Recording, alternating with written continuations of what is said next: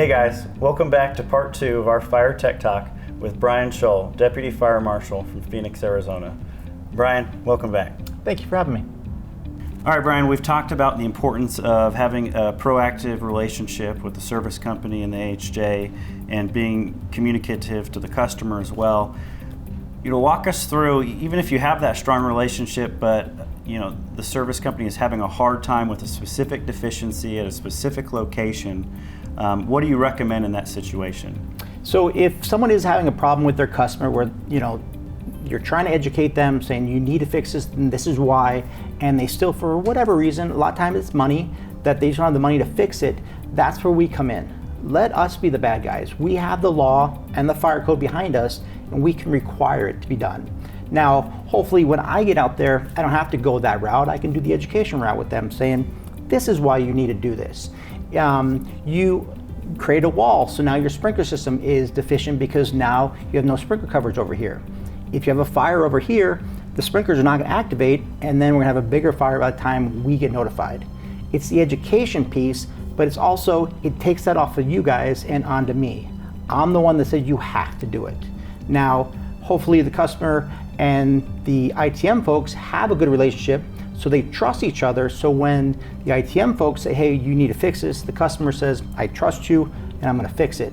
But if they can't get compliance, that's my job. Yeah, that's interesting. I really like the aspect on education.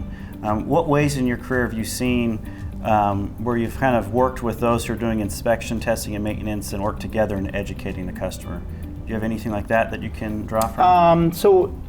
We actually work with a group called BOMA. It's Building Owners and Managers Association, and we bring in the ITM folks into those meetings with us there so they can see that we're all on the same page, and then we talk about what needs to be done. What do you need to do annually? What do you need to do every quarter? What do you need to do every month?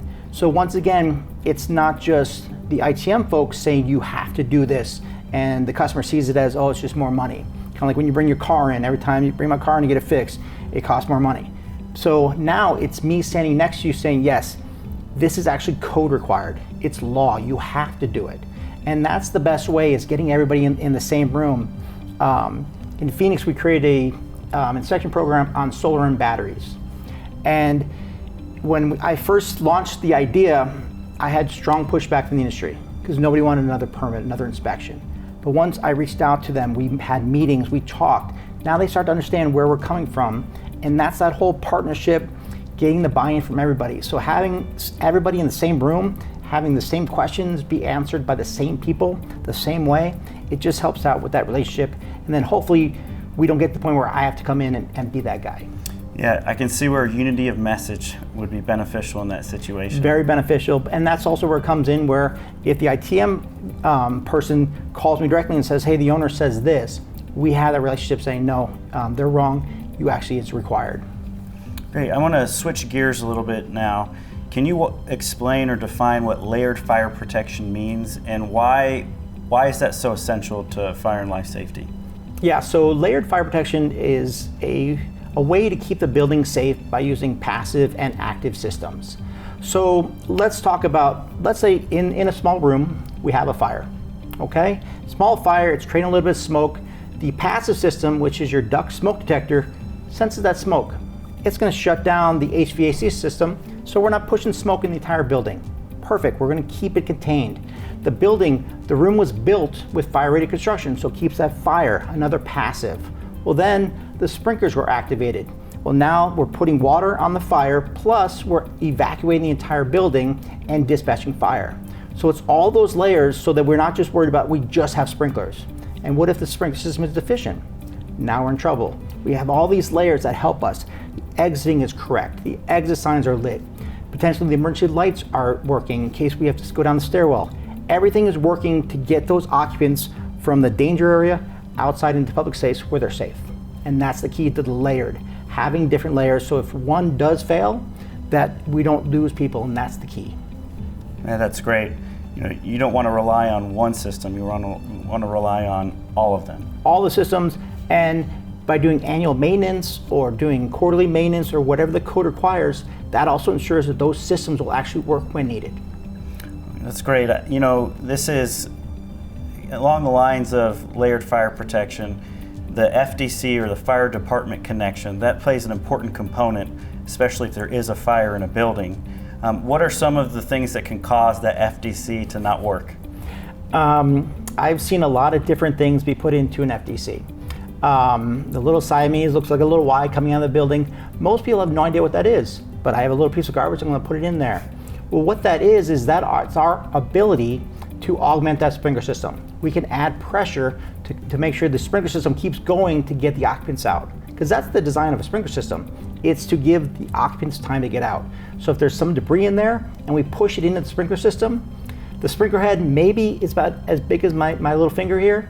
And if there's something gets clogged in there, then we have no sprinkler water. So the best thing to do, building owners, is to get some sort of locking device on your FDC. We have a special key, we can take it off, and then we don't have to worry about the debris getting in there. Is that something that's required in Phoenix, or is it's allowed in Phoenix? It is required in Phoenix.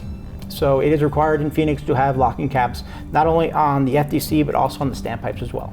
And have you seen a big improvement with when FDCs are inspecting, they're failing less? Yes, I've seen a huge improvement, not only on not having debris.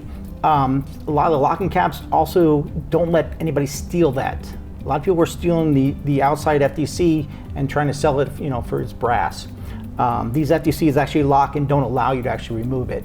So if we show up to a call and the FDC is actually missing, there's nothing we can do. We don't have a connector for that. So all these locking caps, they keep the debris out, they keep the FDC working so that we actually can get there and use it correctly.